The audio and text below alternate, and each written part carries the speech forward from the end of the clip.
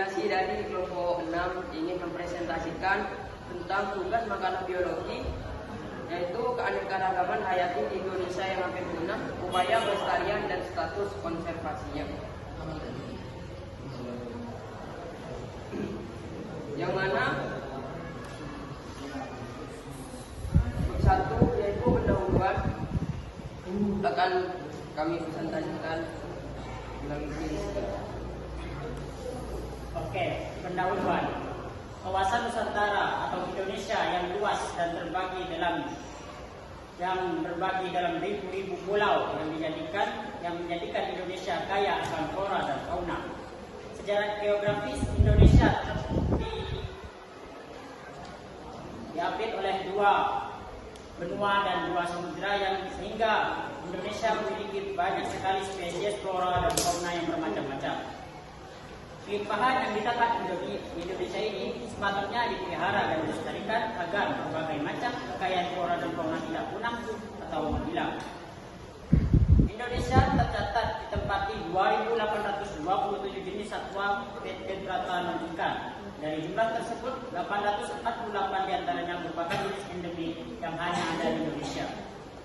Di samping itu, Indonesia juga dipenuhi sekitar 37.000 jenis tumbuhan tinggi dari antara 155.475 sampai 183.025 tumbuhan yang ada di dunia. Dari jumlah tersebut sekitar 14.000 karena pertumbuhan populasi manusia yang meningkat dan proses industrialisasi untuk memenuhi segala kebutuhan Indonesia menyebabkan upaya pelestarian lingkungan tempat tinggal fauna dan flora terabaikan. Kondisi ini semakin memburuk dengan semakin maraknya pembalakan hutan, perubahan fungsi hutan dari asalnya, dan faktor pencemaran lain yang disebabkan manusia. Akibatnya keanekaragaman hayati pun terancam. Banyak flora dan fauna yang terancam. Tak hanya di Indonesia, di negara lain juga sama. Banyak satwa yang mungkin beberapa tahun lagi akan punah karena pemburuan liar atau hilangnya habitat. Satwa langka merupakan satwa yang dilindungi karena jumlahnya berkurang karena efek perburuan liar. Beberapa satwa dilindungi karena jumlahnya berkurang karena perburuan liar secara besar-besaran. Satwa langka yang ada di alam sendiri diawasi oleh BKSDA, singkatan dari Badan Konservasi Sumber Daya Alam. Setiap daerah mempunyai spesies satwanya sendiri yang nantinya akan dimasukkan dan dijadikan data oleh BKSDA setempat.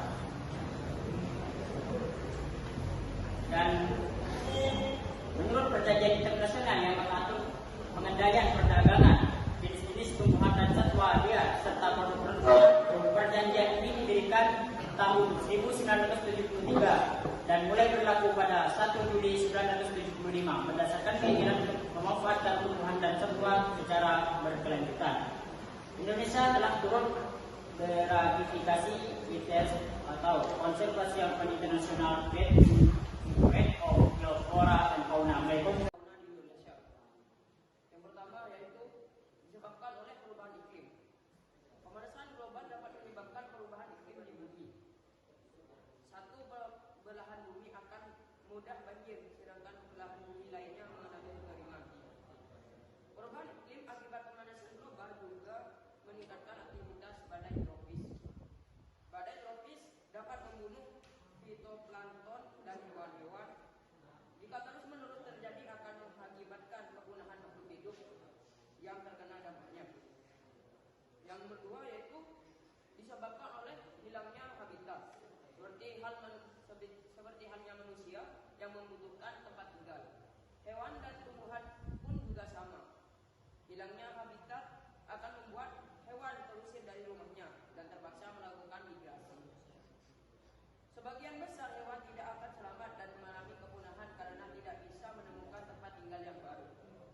Misalnya, mencairnya es di kutub yang membuat beruang kutub dan penguin kehilangan habitatnya.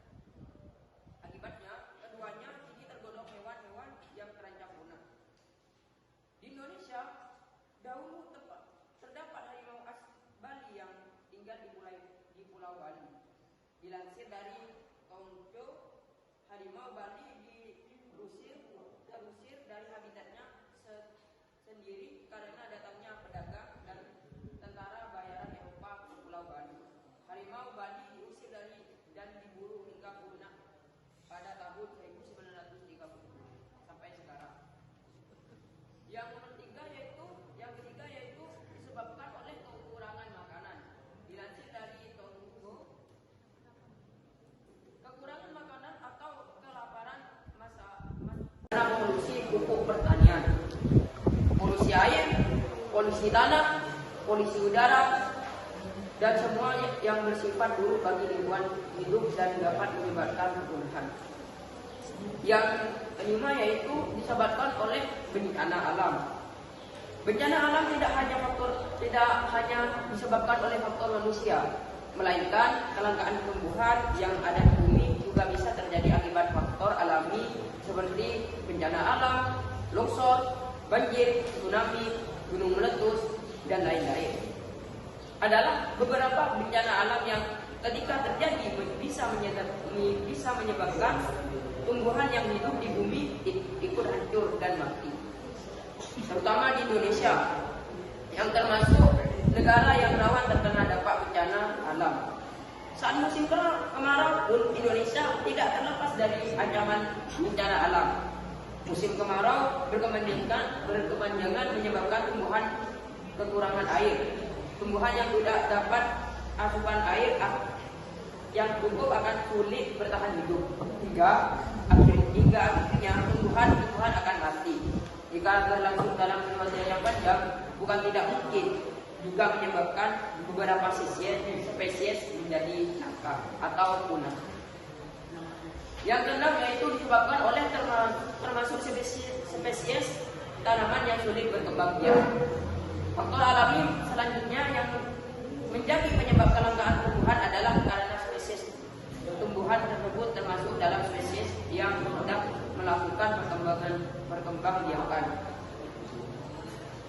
Ada beberapa spesies tumbuhan yang memang secara alami sulit berkembang biak secara alami, sehingga dibutuhkan bantuan dari polusi pupuk pertanian, polusi air, polusi tanah, polusi udara, dan semua yang bersifat buruk bagi lingkungan hidup dan dapat menyebabkan kepunahan.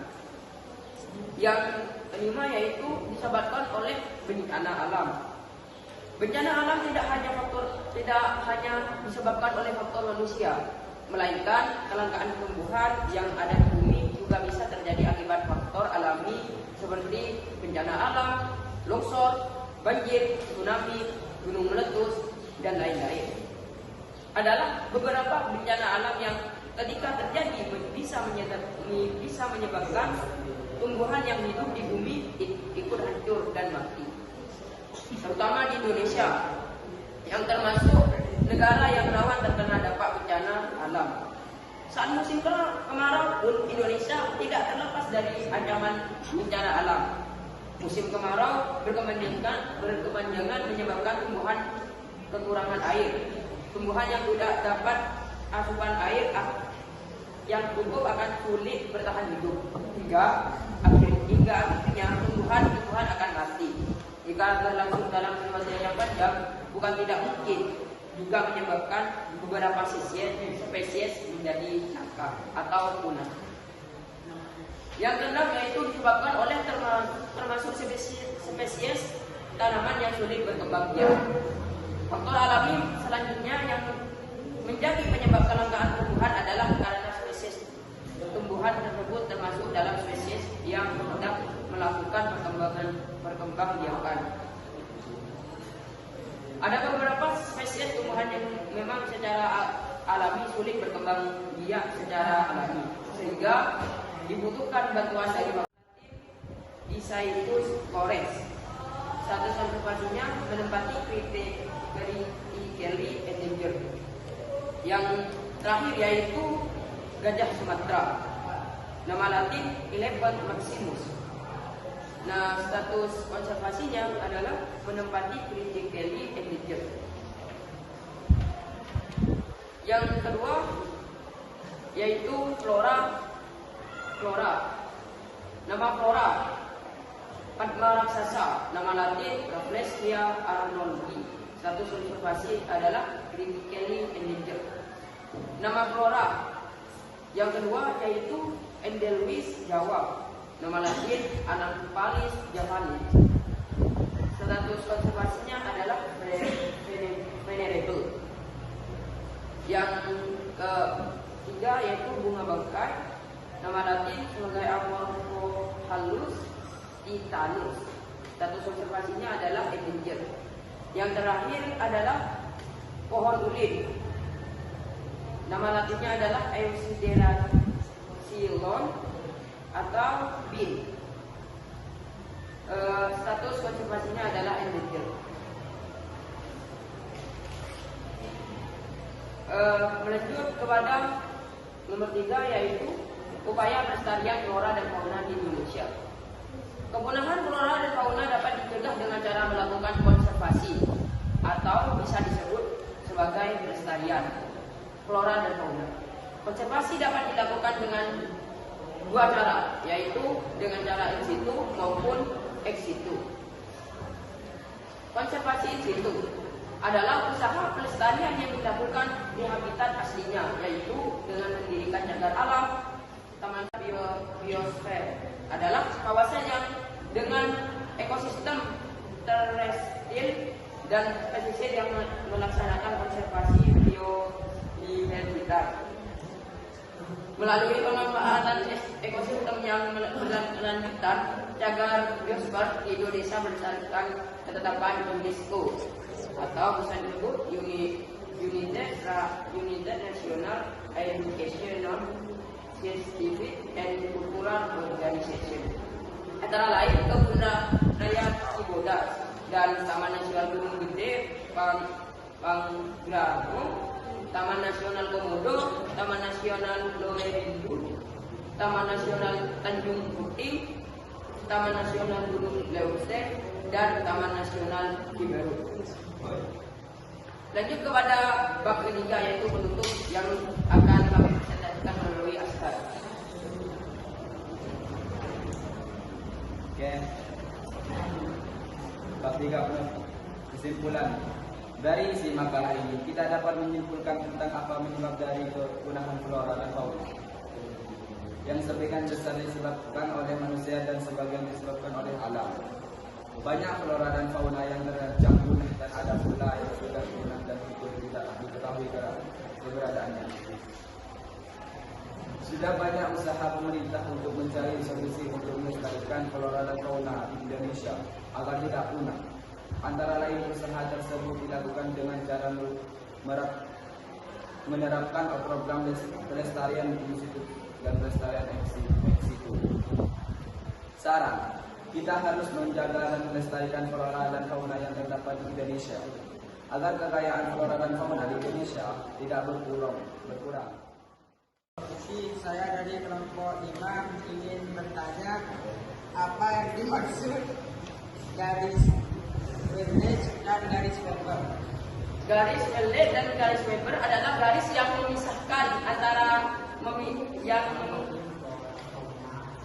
yang memisahkan antara bagian-bagian di Indonesia, yaitu bagian barat, bagian peralihan, dan bagian timur. Apakah perlu? Ya. Apakah ada pertanyaan lain selain kelompok 3? Perkenalkan, nama saya Pada Putra dari kelompok 5. Pertanyaannya adalah apa faktor penyebab hilangnya keanekaragaman hayati? Faktor penyebab kehilangan atau punahnya keanekaragaman Indonesia yaitu sebagian besar disebabkan oleh manusia dan sebagian pula disebabkan oleh alam seperti bencana alam atau tanah longsor atau banjir atau tsunami. Itu dapat menyebabkan kepunahan flora dan fauna di Indonesia. Dan selebihnya itu disebabkan oleh manusia seperti banyak terburunya makhluk hidup flora dan fauna di Indonesia, seperti halnya harimau yang diambil kulitnya yang diolah menjadi jaket seperti itu. Apakah terpenuhi? Ya. Ya, kalau tidak ada pertanyaan lagi, sekian presentasi dari kami. Kurang lebih